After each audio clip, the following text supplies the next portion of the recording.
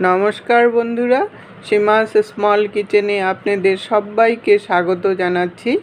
আজ আমি একটা পাতুরি রেসিপি নিয়ে আসছি। আপনারা তো পাতুরি অনেক কিছু দিয়েই খেয়েছেন, এইভাবে করে একবার বানিয়ে খেয়ে দেখবেন, খুবই ভালো লাগে। এইভাবে করে পাতুরি বানালে একটা পাতুরি দিয়েই সম্পূর্ণ ভাতটা খাওয়া হয়ে যাবে আর সঙ্গে পাতাটাও খাওয়া হয়ে যাবে। আসুন দেরি না করে রেসিপিটা শুরু করি। আমি এখানে 8-10টা পুঁই পাতা নিয়েছি। পুঁই পাতা দিয়ে আজ আমি মাছের পাতুরি বানিয়ে দেখাবো। পুঁই পাতা জেনারেলি কড়াইতে দেওয়ার সাথে সাথেই একদম নরম হয়ে গলে যায়, কিন্তু কিভাবে গলে না গিয়ে শক্ত রেখে আমি পাতুরিটাকে বানাবো তারই পদ্ধতিটা আমি দেখাবো। পাতাগুলো আমি সব ধুয়ে নিয়েছি। এখন এটার মধ্যে খুবই সামান্য পরিমাণে একটু নুন দিয়ে দিলাম। এইভাবে করে একটু নুন দিয়ে মেখে নিলে পাতাটা একটু নরম হয়ে যাবে আর তখন রেসিপিটা বানাতে খুবই সুবিধা হবে। আমার চ্যানেলে অনেক কিছু পাতা দিয়ে পাতুরির রেসিপি দেওয়া আছে, আপনারা ইচ্ছা করলে দেখে নিতে পারবেন। আমার পাতাগুলো নুন মাখা হয়ে গেছে, আমি 10 মিনিটের জন্য ঢাকা চাপা দিয়ে দিলাম। পাতাগুলো রেডি হতে হতে এদিকে আমি মাছ রেডি করে নেব। এগুলো ছোট মাছ নিয়েছি, এগুলো কিছুটা মোরলা মাছের মতো আর অনেকটা কাচকি মাছের মতো দেখতে। তো এগুলো দিয়ে আমি পাতুরিটাকে বানাবো। এখানে 250 গ্রাম মাছ আছে, তো আধাটা আমি পরিষ্কার করে নেব আর আধাটা আমি রেখে দেব। মাছগুলো আমার সব পরিষ্কার করা হয়ে গেছে আর একটু নুন আর হলুদ মেখে রেখেছিলাম, ভিডিওটা আমার স্কিপ হয়ে গেছে। এখন এটার মধ্যে আমি কি অ্যাড করব, আপনারা ভিডিওটা স্কিপ না করে দেখতে থাকুন। একটা মিডিয়াম সাইজের পেঁয়াজ কুচি করে নিয়েছি, ওটাকে দিয়ে দিলাম। পেঁয়াজটা খুবই কুচি করতে হবে, তাহলে রেসিপিটা খেতে ভালো হবে। আর 4টা মতো কাঁচা লঙ্কা কুচি দিয়ে দিলাম, ঝালটা আপনাদের টেস্ট অনুসারে দিতে পারবেন। 2 চামচ মতো ধনেপাতা কুচি দিয়ে দিলাম। তারপর স্বাদ অনুসারে নুন দিয়ে দিলাম। নুনটা অবশ্য আগেও একটু মেখে রেখেছিলাম। আর হলুদ অল্প দিয়ে দিলাম, হলুদটাও আমি আগে মেখে রেখেছিলাম তাই অল্প করেই দিলাম। আর এটা কালো আর সাদা শস্য আমি পেস্ট করে নিয়েছি, আর এটা 2 চামচ দিয়ে দিলাম।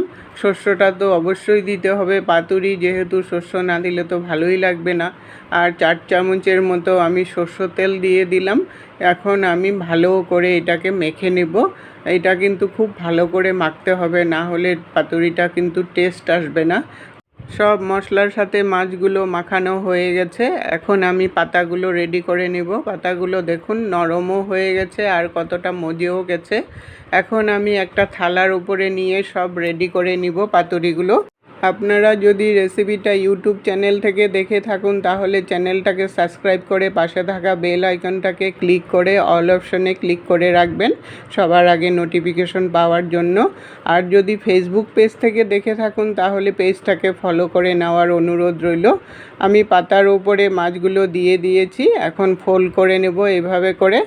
পুঁই পাতাগুলো যদি বড় পাতা হয় তাহলে একটা পাতাতেই পাতুরিটা বানানো যায়, আর যদি ছোট পাতা হয় তাহলে 2টা পাতা জয়েন করে বানাতে হয়।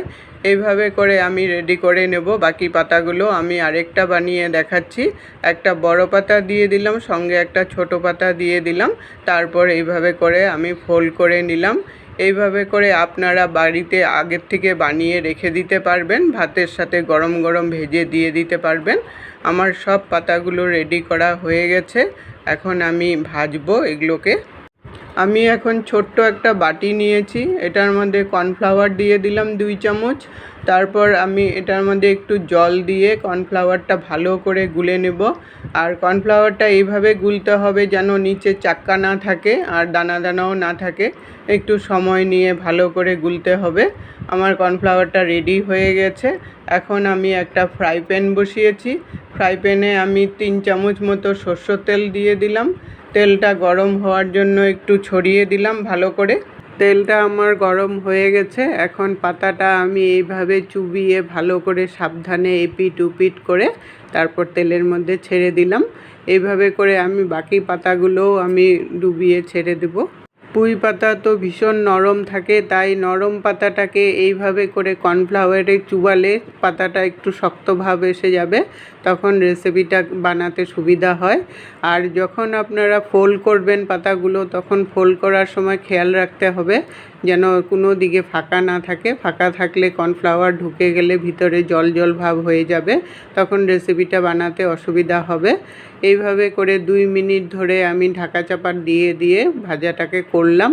এখন আমি আর ঢাকা চাপা দিব না। এখন আবার 2 মিনিট ধরে আমি এইভাবে চেপে চেপে একটু উল্টিয়ে পাল্টিয়ে ভাজা ভাজা করব। যতক্ষণ না একটু পুরা পুরা ভাব চলে আসে ততক্ষণ পর্যন্ত আমি ভাজা ভাজা করে নেব এটা। আমার পাতুরিগুলো দেখুন পুরা পুরা হয়ে গেছে আর ভাজা ভাজাও হয়ে গেছে। এখন আমি নামিয়ে নিলাম। এইভাবে করে আমি বাকি পাতুরিগুলোও ভেজে নেব। এইভাবে করে আপনারা ছোট মাছ ছাড়াও বড় মাছ দিয়েও পাতুরি বানাতে পারবেন। পাতাগুলো আমার সব ভাজা হয়ে গেছে, এখন নামিয়ে নিয়েছি। আমি গরম ভাতের সাথে পরিবেশন করলাম। পাতাগুলো দেখুন কি সুন্দর একটা শক্ত শক্ত ভাব হয়ে গেছে।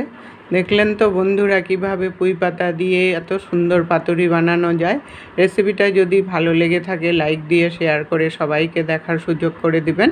এতক্ষণ সঙ্গে থাকার জন্য অসংখ্য ধন্যবাদ।